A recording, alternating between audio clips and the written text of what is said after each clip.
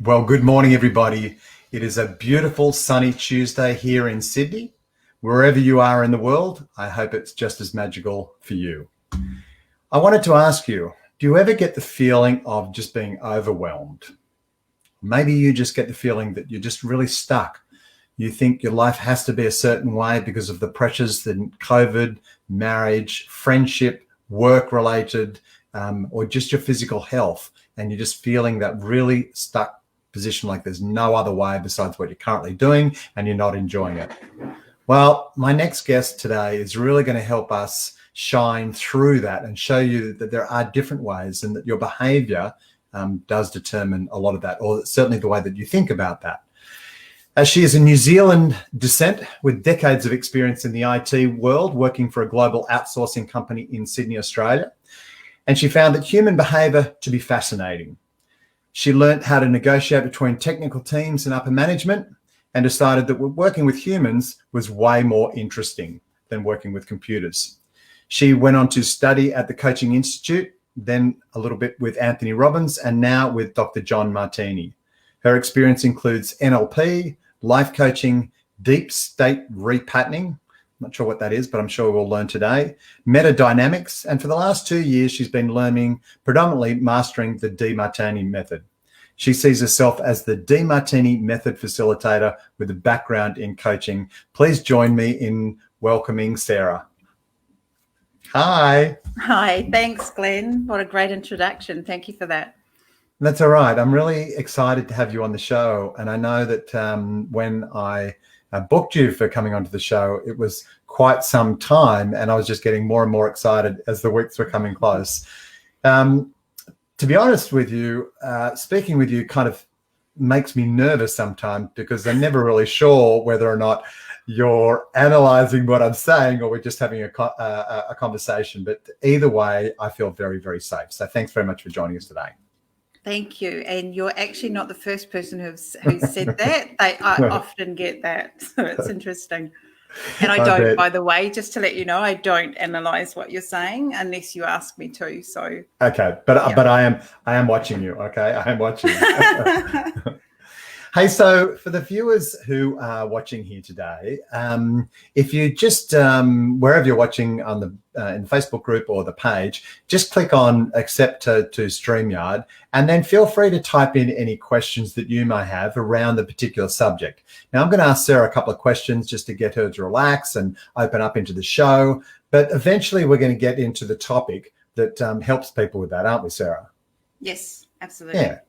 And so it can be free-flowing. She's not really sure. She's like me. She just like to go with the flow, as she just said. You know? So why don't you tell us a little bit about Sarah? Sarah. Well, I am a Kiwi. If you haven't noticed from my accent, I grew up in little old New Zealand, and I came across to Australia because the work was here. And I am married with 2 beautiful children that completely keep me on my toes, and both my sons are at opposite ends of the scales, and they are my biggest learning curve. So what I learned from them, I actually bring into working with clients because their human behavior, the way that they do things are so opposite extremes. I love that I get to work with such different dynamics between the two. So they're my biggest learning people, and family. If you have, also, I'm talking about family. So family is one of my biggest values. It's my highest value. Okay. Now you grew up in a place called Taupo. Yep. Is that right? Toe as in foot and paw. Yeah. So yes. So said that right. Yeah, absolutely. Well done. So you must have had practice with it because most people call it Taupo. And it's not, It's actually pronounced as Taupo. And if you ever go to New Zealand, the locals love it when you actually take the time to pronounce the names correctly for them. It's a sign of respect. So good tip. So tell me about your childhood. What was the only thing that I have about, someone growing up from New Zealand is the once were warriors, right? Which really made people living in New Zealand, the Maori people, quite famous, but it gave everybody else an insight into the way that people were brought up, I guess in the 80s. I think it's a film from the 80s. Yes. But tell me about your childhood. Well, mine was similar to that. Parts of it were, I wouldn't say it was every day, but definitely took out parts of that. It was like somebody had written my diary and made it into a movie, probably 90% of it. And speaking to most, and I know this is gross generalization, but speaking to most Māori girls, women, they would say the same thing. Like our hearts went out to that movie because we could really see that there was a lot of genuine information put into it. It wasn't just there for entertainment. So in saying that, I was also brought up on the other side. Again, it's kind of like my two sons with extremes. My mum had a European background and very strict religious upbringing. So I was conditioned with religion, and I was also conditioned with, shit happens and deal with it. So it was like kind of a tough side and a strict side. So between the two, I was able to gravitate between one end of the scale to the other end of the scale with life. And I've used that all the way through. And do you think that, I mean, a lot of people that I guess you work with or you just see around, they still I had this happen in my childhood. That's the reason why I am. But the older and older I get, and some of the work that I've done with you, I've learned really to embrace that, whatever happened in my childhood, because it makes you whoever you are. So like if you think of coal, it really gets put under pressure, but it forms diamonds. And so I look at my childhood now as being that happened and that made me who I am today, which I'm very much in love with. Yeah, and yeah, totally. Great point as well. Anthony Robbins tells a story of two guys that were brought up and he interviewed two of them. They were at opposite ends of the scales. One was unemployed, drinking and taking drugs. The other one was a really high entrepreneur, like really multimillionaire. And he asked them the same question. It was like, how did you get to where you are today? And they both gave the same answer. Well, look at my father. What would you expect? So it completely depends on our own perception of what's happening. And we can either use challenges to drive us, or we can use them to actually go, nah, and then just give up and throw it away. Like, oh, well, it's all everybody else's fault. It's not mine. And what it really comes down to is ownership, owning that you are the master of your life. So if you're giving your whatever, John talks about 7 areas of life, whatever the areas of life you don't empower and you're giving to someone else, that's exactly what you do. Wherever you're disempowered, you're empowering somebody else to take over. So it's about finding out what's really important to you and empowering yourself in your top values, so that when people come along, it's not like a ship, with no rudder. It's like you drive your own boat, own ship. So it's taking responsibility, really. Well, I certainly realized that when I was doing some work with you, and I have to continue, but it is very confronting, isn't it? Yes. Or do you get told that a lot? I mean, because that's Yes, still, I again, do. my perception, whether or not it's confronting, isn't it? Yes, it is, because a lot of the times when we have a biased perception, by the way, every event is neutral until we have a perception about it. At the moment of perception, we judge it, either good or bad. And the good or bad is according to our values. So that's why it's so important to know your values. And the reason people would consider it confronting, the last couple of clients I've worked with this week have actually said it's really draining. They were in tears, and yet it's the most that they've ever shifted internally. And that's the whole thing. A lot of the time when we do work on ourselves, it's just mental. So when I say mental, it's our intellect that's working. It's not actually a heart space movement. And any type of heartfelt movement takes up energy to do that. So sometimes after sessions, I've had clients that say, you know what, I just sat for an hour, let it soak through, and then was completely completely neutral, completely shifted, and grateful for events that have happened to me in the past that I'd been carrying this resentment for years. And they'd gone to all different areas of methodologies. There's so many healers out there with so many different methodologies. The art of it is finding what works for you. So often when my clients come to see me, they've tried everything in their perception. And a lot of the times we try things what we want to know the easiest, fastest, quickest way of resolving something. So often when people say they've tried everything, they've tried what they're comfortable with doing. And often when they try working with me, they attempt to work with me. It is very confronting because we don't want to admit that we're just exactly the same as somebody that we're judging. And that's the most challenging part. In fact, yesterday I worked with a client and I said to her, okay, let's look at what you're resenting about this person. She goes, no, I actually don't want to do that because I don't want to own it. I was like, well, hey, at least you're honest. So, Correct. yeah. I mean, look, I found it, the work that I did with you, exactly the same, very emotional. But, usually I had to run off and go to an appointment straight afterwards. But that evening, I probably never felt more at peace either, because I really got to understand it from a different side of things.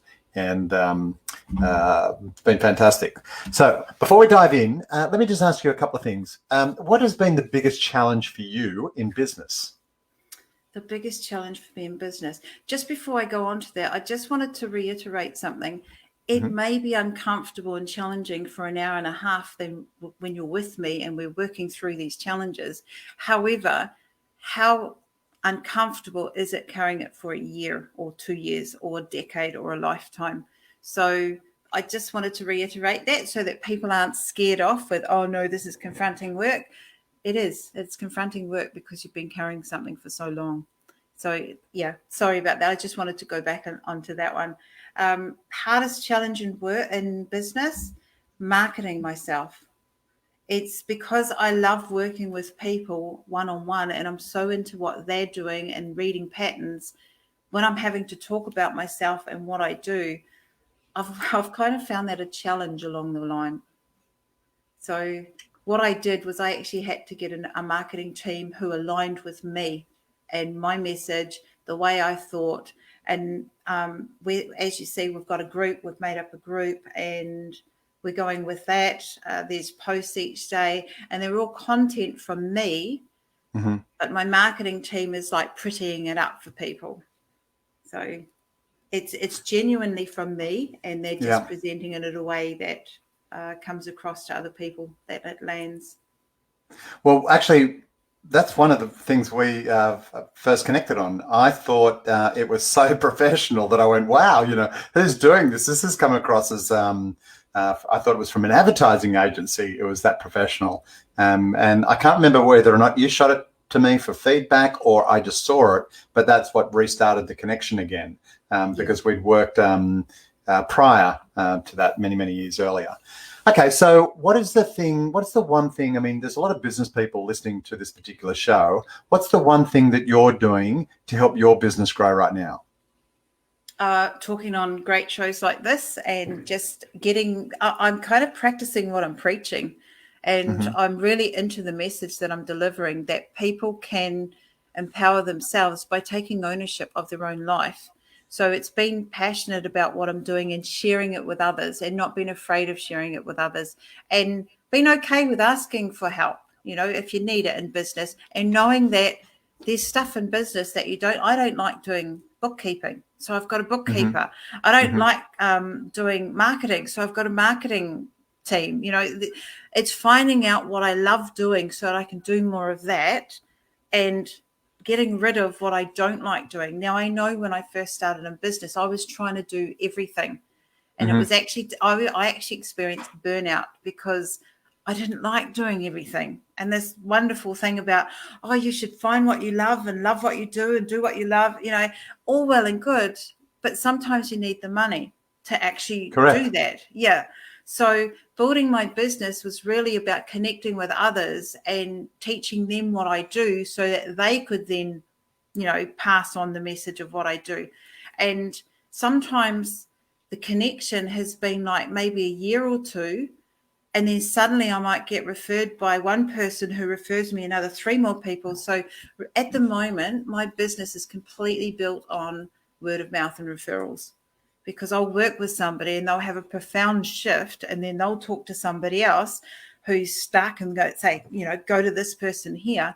So that's at 99.9% of my business is purely through word of mouth. It's not through online marketing at all at the moment. I'm just starting to build up my online marketing. Correct. But again, as you said, it takes finances. Having done some work around referrals and generating that, I can absolutely tell you that the reason for that is because people need to have an understanding of what you do. And once they have that experience, then and only then can they properly introduce you or identify the situation happening for somebody else and then do the introduction going, oh, that happened to my friend. This is what you should do. This is who you should see. And here's why.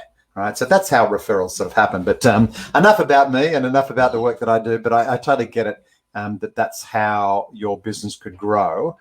So you're just trying to recreate that experience by coming on shows like this one and getting out to an audience where you get to tell people or so that they can have a bit of an experience with you. Yeah.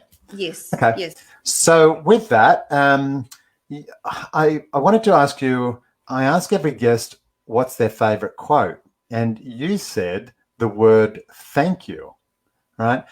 I don't think I've ever heard that one being the favorite quote. So just explain to me a little bit, why is that? Well, it's interesting because they're two words that can mean so much and make a difference to someone else other than yourself.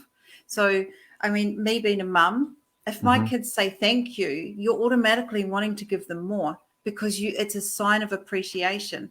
It's also when somebody thanks you and you're not expecting it, it's like, oh, wow, I really made a difference there because they recognized it. So those two words really make a difference for me because they used to be sorry. I used to say sorry a lot. So, I'm sorry, I didn't mean to do that. Oh, I'm sorry. And somebody said to me once, and it was through personal development, what if you were grateful rather than sorry? So rather than excuse myself for doing things, thank the people around me for accepting me. So thank you is a really cool way of showing appreciation. And I'm all about appreciation and gratitude for everything that you have. Even if it's one thing that you're thankful for, that's an incredible start to the day. So, it really can change someone's mindset. I remember arriving to an event. I wasn't planning on being late. I got held up. And when I came in, they were, thank you for coming. And I was like, oh, wow. It just totally changed my mindset in the way that then I participated in the rest of the event. Had they have sort of said something like, oh, thanks for kindly coming and stuff like that, I would have felt guilty and I would have carried that through the meeting. Now, of course, it's only my perception of that. Hey, so why don't we dive into it? Are you ready? Yes, sure.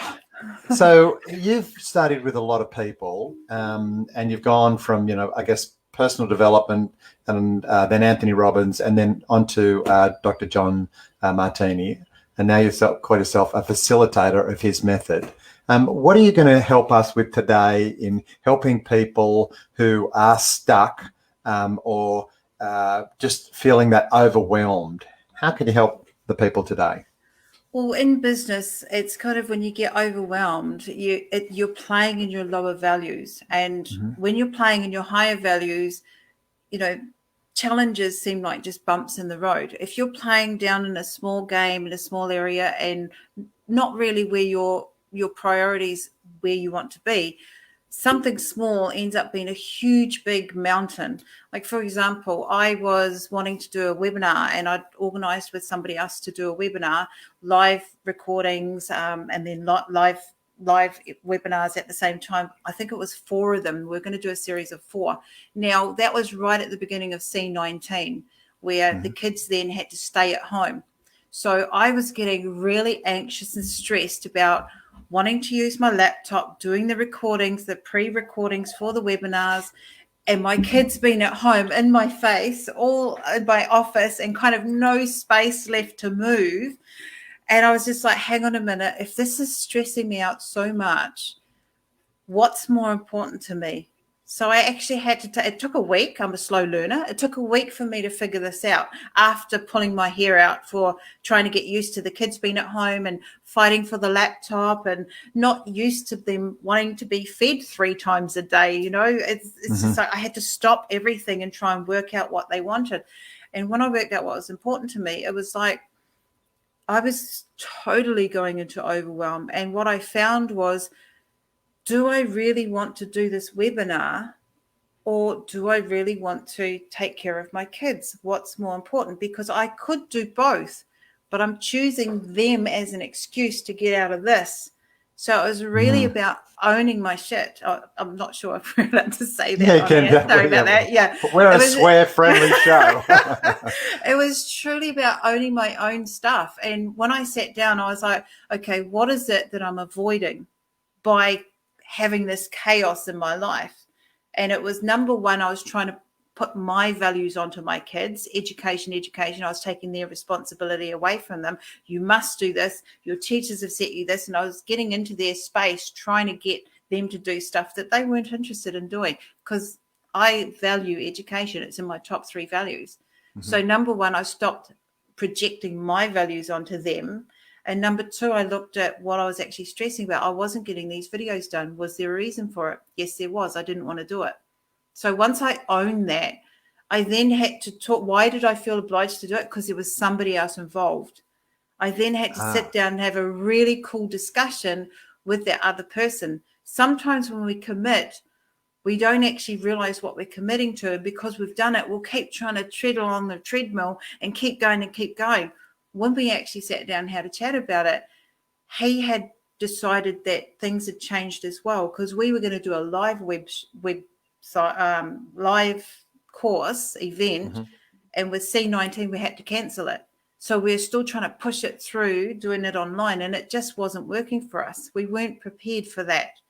So it was like really going back, just stepping back and taking a moment. And this moment that I talk about for business owners is so important if you're going into that overwhelm, because it's like, what are you doing that you're trying to prioritize because of external sources when it's not actually an internal inspiration for you? And it was, I was trying to commit to this person that I said I would. I was trying to follow through when I actually didn't want to do it. So yeah, like I said, we sat down. Do you think that happens a lot? You know, these little things, these things that we agree to, these little micro yeses, and then they just keep on building up and building up and building up. And it's not until you hit, you know, or work with someone like yourself that you have this reset and you're going, because I mean, I had the same situation, as you said, when I was working in my lower values, and my top 3 are number 1 is business relationships, number 2 is intimate relationships, and number 3 is social relationships. And when I went through a particular period where one of my businesses was, I was no longer in that relationship business, or no longer in that role, I struggled.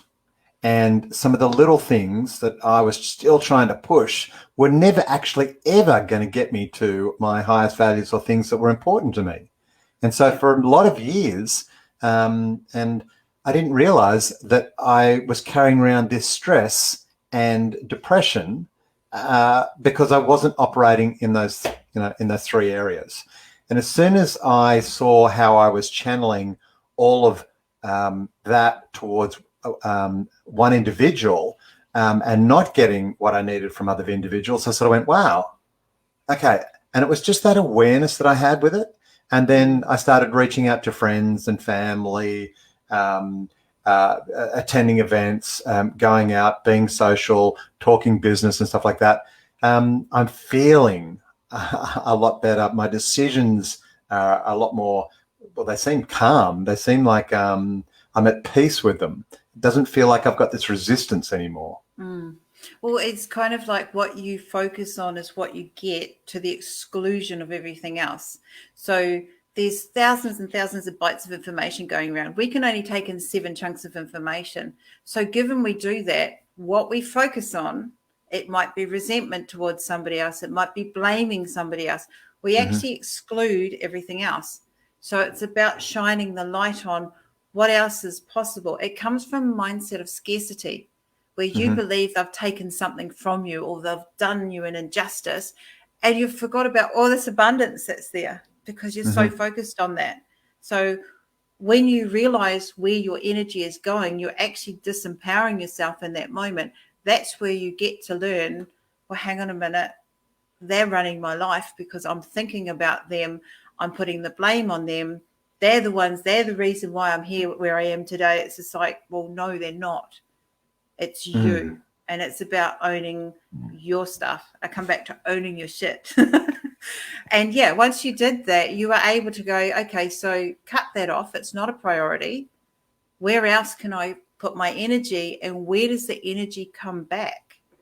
So knowing that, which is where people get drained, when they're putting out their energy and putting it all on one thing, resenting something or even infatuated with something, they're excluding everything else that gives them energy because they're chasing it. You then become a follower rather than a leader. And that's the area that I struggled. You know, I'm not one of those people that follows. In those awkward moments, you know, like when we have those team huddles or the group environments where you got to solve a particular problem, even at an event, when something breaks down for the facilitator, I'm one of the first ones to stand up and sort of saying, okay, this is what we need to do. Sometimes that's not always work because I don't allow that person to have that particular moment of uncomfortable and learn. There's a learning in there. Listen, we've got a couple of questions coming through. Do you want to talk some more or do you want to answer some questions? Oh, no, sure. Let's answer some questions. Okay. All right. So I'm just going to flick through. Again, if you're watching the live, feel free to type in a question. Click on, if you're watching it from the page or the group, click on StreamYard, and that way your image will come in and we'll know who it's from. Okay. So the first one, I guess, is, hi, I'm Joseph from Morocco. I'm not married. That's an unusual one. Nice to have you with us, Joseph. Thanks very much. Hi, any Joseph. ladies out there? Any ladies out there? Okay.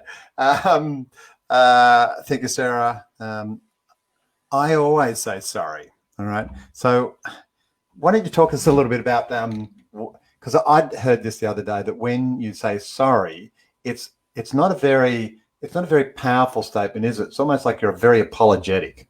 Yes. It's not a confident. It doesn't show a lot of confidence either. It's you telling yourself and other people that you're a mistake. And that's the whole thing. And I know sometimes we're looking for sorry from people. You know, if somebody's done something wrong by us in our perception where we've judged it, and some people say sorry, that diffuses the situation.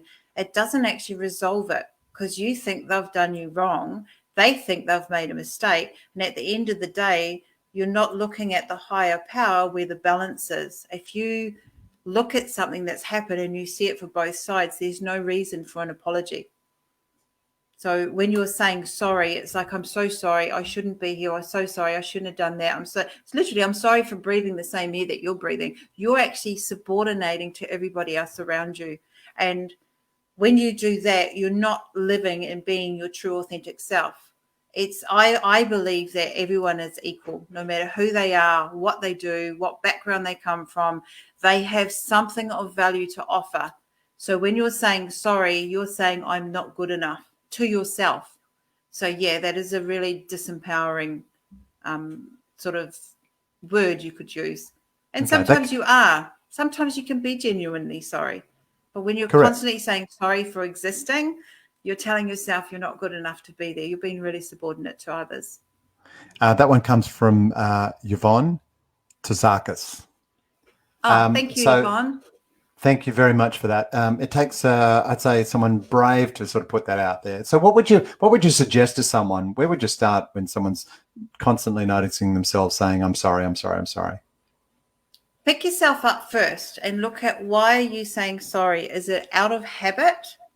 Or is it because you genuinely are sorry? I was saying it out of habit because I was like, oh, I'm sorry, I didn't mean to do that. Well, hang on a minute.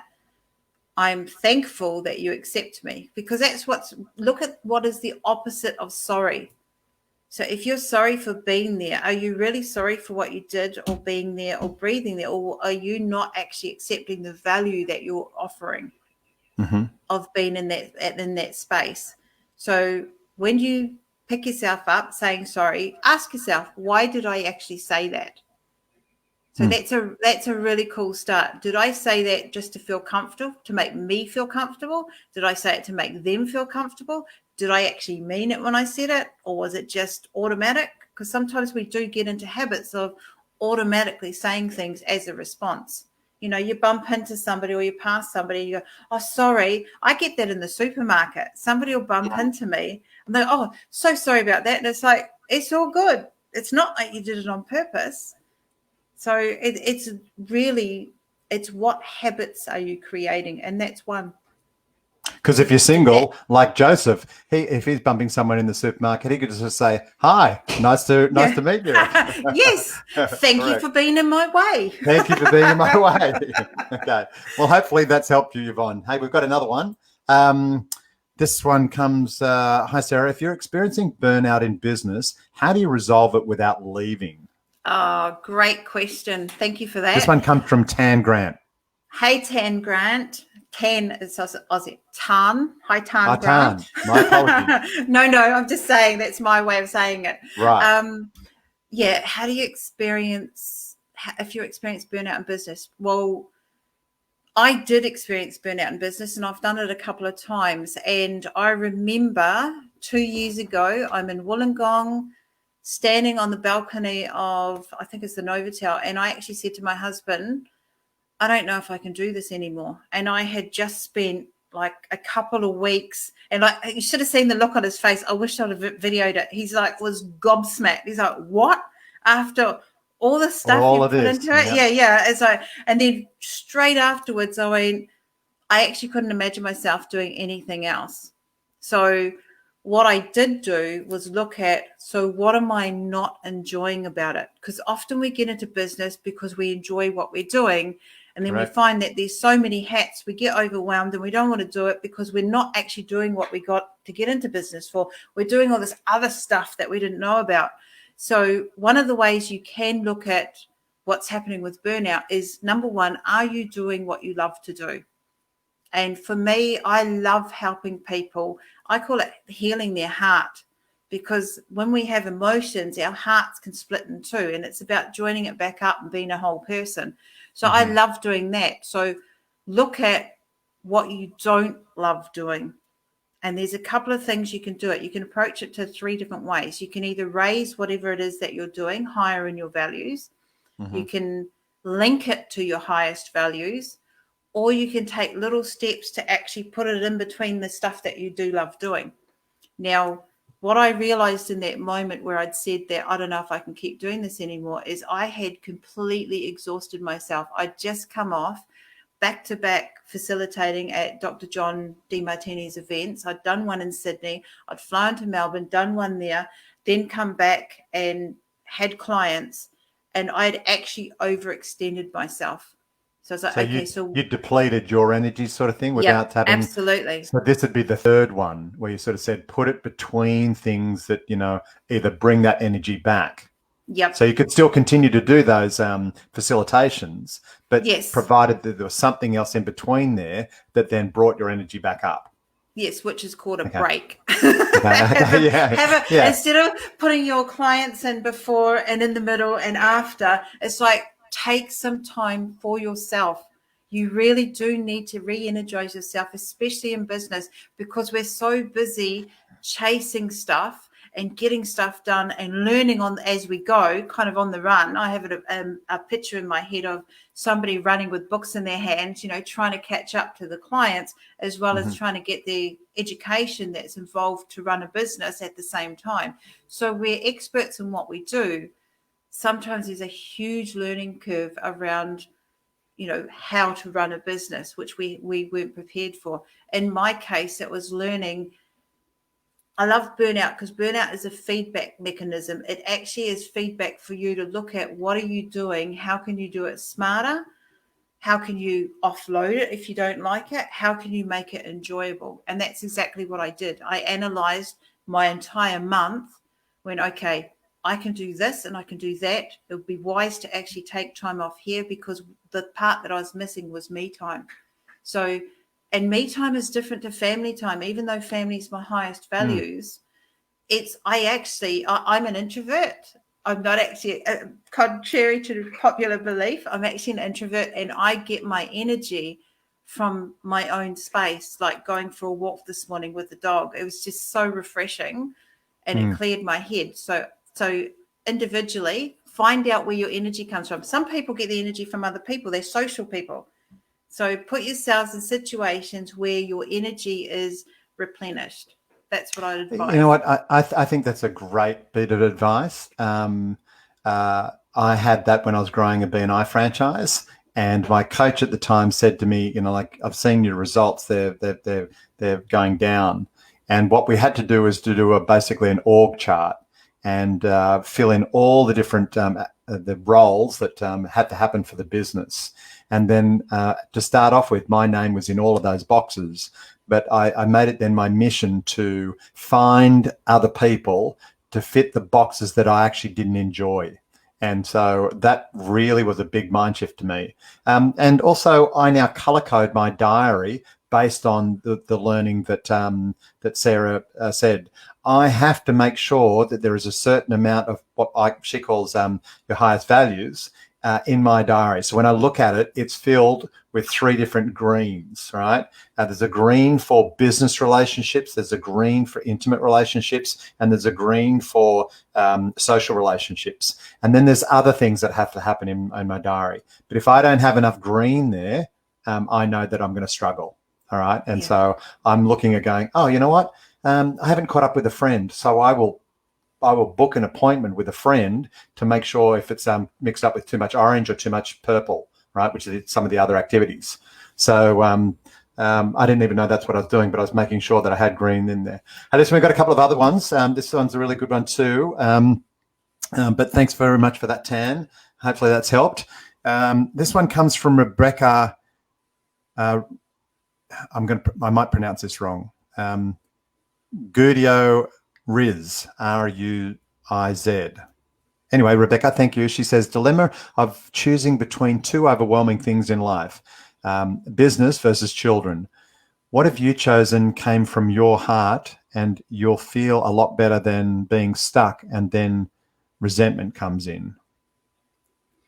Okay, I'm not quite clear on this question. What I'm hearing or what I'm reading from this is that you may have a dilemma between choosing between wanting to do a business and actually the time that you're spending with your children.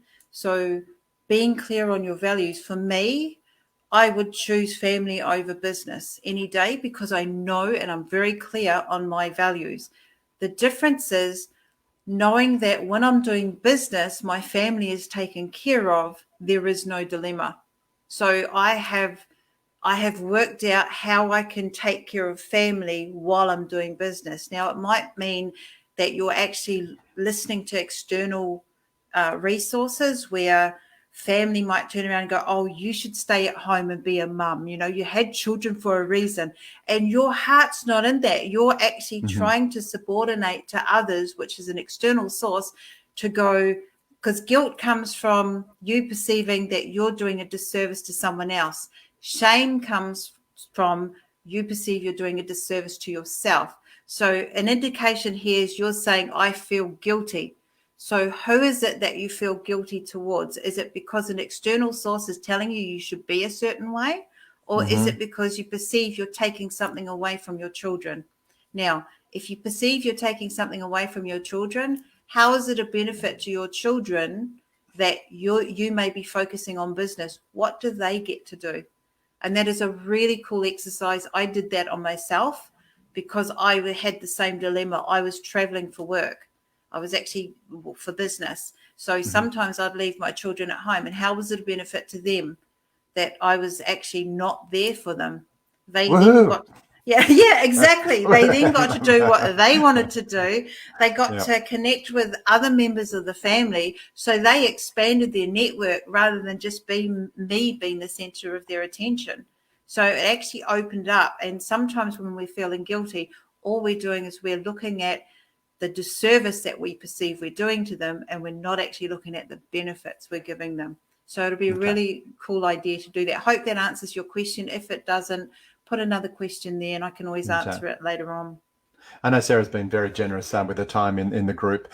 Listen, that happened with me. I had a person, an overseas business partner, Carl, that I'd been avoiding the situation for a long time. And Sarah made me write out I say made me, but she guilted me. I know. Yeah, I'm saying I inspired you. part of the activity was to write out 45 ways that it was a benefit to him that I move on. And at first of all, I thought it was a spelling mistake. Surely you meant 4 or 5. But I got to say that in doing the 45, that's actually released my heart to be, you know what, this is actually a really good thing. All right. And it felt like, as you said in your comment there, Rebecca, it felt like I was doing the right thing for my heart. And there was a lot of peace there. And now they've got move on, and so have I, and it's all been for the best. We've still been able to maintain a friendship. Again, thank you, Sarah. Listen, here's another one. This one comes from one of the guests a few weeks ago, Leah, my good friend in the States. On burnout, yes, sometimes you have to give yourself permission to take a retreat for a few days. Go away to the desert or the mountains and turn it all off. What's that word? Recenter? Recenter. Yep. Oh, sorry. Recenter. Yep. Recenter, cleanse. Recenter, come back with clarity from your break. Absolutely. And I hope you did that for yourself, Leah. Let's go up here. This one's here. Also, networking could help the business grow. I think the word thank you also acknowledges the other person and makes the heart melt and listen more. Who did that one come from? That also comes from Rebecca. Yep. Rebecca, I'm getting the sense that you have a big heart. Yep.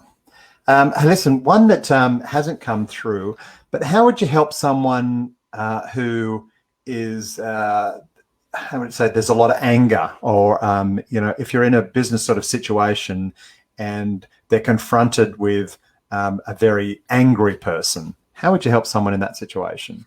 Okay, there's a couple of ways to approach this. I would ask someone, if they're in the situation where somebody is directing anger at them, what made them choose to put themselves in the line of fire? Because everything we do is not by accident, it's by design. So what did you do? What actions did you take that put you in the line of fire? Now, if you're judging them in a resentful way that they're angry with you, what we see in others is a true reflection of ourselves. And if we don't see it in ourselves where we're doing it, immediately when somebody does that with me, I look at myself where I've demonstrated the same, and it's helped me. Okay, so they're doing this because their emotions there, they perceive that they've been wrongly done by. So when that happens, I know it's theirs, and it's kind of like water off a duck's back. If you absorb it and think, take it on, that's your choice. I choose to let them be angry and accept that they're angry within themselves and it's not about me. So it's a real challenge to disown that, like as in to let that go, because they perceive you've done them wrong. Okay, cool. So what did you do that they perceive was so wrong? And look at it. And that's where you get the difference of opinions, where it's the moment of perception is either right or wrong. And you can get two people that are standing at loggerheads thinking, I was fine. And this other person saying, no, you're not. Now you're going to get two perceptions that are split until you both go back and work out, okay, where's the benefit to me in this moment? So part of it is when you're secure in what you're doing and who you are, you often don't actually see that anger that's directed towards you. You don't feel it because you're actually certain in what you're doing. So if you're feeling insecure or vulnerable, you will feel it more. Go over that again, because I think that's a really powerful distinction to learn. It took me a couple of goes working with you to really understand that. Okay. For example, family. I'm really high in my family. The second one is learning. So if somebody questions me or they're angry because I've done something with my family or I chose to be with my family instead of them, for example, I'm okay with that. I'm cool. So what is it? I'm really curious. When you get really curious about the other person as to why they're responding to that, it is kind of like water off a duck's back, because you're not making it about yourself. you're more curious as to why they're reacting like they are. And part of it is to go, when have I demonstrated the same? And what was my point of view? So it's kind of either standing in their shoes or being so secure that it is water off a duck's back, and allow them to just run their course, because you might find that it's not even you they're directing it at. It's simply they're just venting. And sometimes when people vent, we take it to heart. It's like, oh, we take all that shit on board that's not ours to take on board. Sometimes they just need to vent. And how you respond to that, you can either react to it like gut instinct, animal instinct, or you can respond to it with, oh, wow, I wonder what happened in their day-to-day to have them react like that. And when you're secure in yourself, it's like I said, it's water off a duck's back. And I've had some rippers. I've been in a position where I've been the one that's mad at my kids, and they look at me and go, it's also the mood. What's been going on? My son said to me last week, Mum, depending on your mood, you react differently. And I was like, oh, wow, you're so spot on. You know, we can do things and you'll react like you're mad at me, and then I'll do it again and you're like, oh, yeah, whatever. So it also depends on the frame of mind that they're in before you come onto the scene. So don't take it. My perception on that and my position on that is, don't take it personally. It's not about you. And often when you do take it on board, you push back, and it's a bit like adding petrol to fire, isn't it? Yep, absolutely. So you can't keep the fire going if you're not stepping up to go stoke it up. It's realizing that, and often we do that. It's realizing that, okay, that's hot, and that's hot because, you know, somebody lit a fire over here. It wasn't you that lit the fire. But then you're taking responsibility for it. Oh, they're hot because I did such and such. No, they're not. They're hot because something happened, and they're part of the world. So it really is, as someone suggested, who just said, your mood is important. Who's saying that one? Yvonne. It is, your mood's important. So you have to be careful on the way that you respond. All right, because you don't want to see, sometimes we don't own and take responsibility for the way that we show up. It's like, oh, wow, you're really, you know, and we might say something derogatory, which is petrol, or you might sort of say something that you have no right, which is just a different way of more petrol. So when you're saying that is being directed at you, you're saying that if you get into a acquisitive state, where you're sort of saying, I wonder why, it's no longer about what's going on for you. And you're sort of going, wow, I wonder what sort of made them. Nothing else besides a genuine care or curiosity is showing up. So that's not really petrol. Is that what you're saying? Yeah, totally. What I'm saying is, let them own it. Don't take it on board. Because what's happened when you get angry, mad, or whatever, when you get raised sort of annoyed at somebody, all it is somebody is challenging your values. So if I'm mad at my kids, it's simply because they're challenging my values, and I learned from that. And they also know to either disappear or stay and go, Mum, what did I do? Like, actually ask the question, what did I do? Because you can't learn if you're just burying your head in the sand. It's literally, be curious about them, but don't take it on board. It's not yours to take on board. How somebody feels is not your responsibility, just as much as how you feel is not somebody else's responsibility. When we start owning our own stuff, this stuff happens less. Hey, I just want to find out, just do a quick poll. Hands up, or just type into the chat, yes, if you've lost your shit in the last month or so, and then recognize that, you know what, it really was nothing to do about them. It was just you, having a big rant. I've got to put up my hand there too. This happened 2 days ago, but I'd just be curious to see if it's just Sarah and I, or if it's everybody else on the call, because. When I actually went off this person, I looked at my behavior and who this person was to me. And I sort of went, wow, whenever I'm doing that, I'm actually not owning my own shit.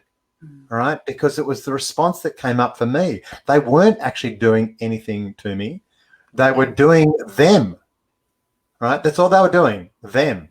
It was my response to how they chose to do something, and that just set me off, and I just lost my shit, right? I got off the phone and felt, oh, my God, that's awful what I've just done. Okay, well, look, I'm getting a lot of yes. And so, Sarah, we sound like we're pretty normal people. So thanks, everybody, for playing on the live here. Wow, that 50 minutes went really, really quickly. It always does with you, Sarah. Have you realised we've been on here for 50 minutes? No, I thought we only had half an hour. That's right. That's right. So, hey, listen, if you've got any more questions, feel free to type it in. Otherwise, we will. I'll leave a minute to sort of wrap up. But one of the things Sarah, if you don't feel like doing it on this particular call, is Sarah has generously offered. She normally gives a 20-minute discovery session. Isn't that right? What happens in those discovery sessions? Well, it's me finding out and discovering what the person thinks they need to work on, and then we sort of unpack it and go, okay, this would be a really cool suggestion. You might want to look here, or there, and then we kind of map it out. With and that's all that happens. But for you today, what I was going to do is offer double the time. So not only do we look at a challenge that you might be having, we also look at resolving it as well in the same call. Now, if you've never ever opened up to someone, I can highly suggest take this 45 minutes up. A lot of the times when people are sort of saying, well, how much value can they add? I don't want you to ask that question. I want you to ask yourself, how much longer do you want to stay stuck in this particular moment of whatever's going on for you? Because it's your choice. If you don't take Sarah up on this, that's your choice too. You're choosing to stay exactly where you are. But if you do want to get through it, even on just one issue, it'll open you up to going, wow, okay? And then you're just going to have to start owning more of your shit, I tell you. But you'll be aware of it. And, well, for me anyway, I got this really good, peaceful moment. Now, there are a couple of things that in my behavior I was still doing, and Sarah's going to call me on that, which is part of the process on that. It came back in an email. I'm still dealing with it. I actually really enjoyed the email. You don't realize how often you let yourself off or allow yourself to do that. And by having someone in your life that's going to call you on that, then it allows you to sort of going, okay, it's my choice what I'm going to do with this. So I'm going to put that particular link to do that inside the chat bar, and I highly recommend that you do that.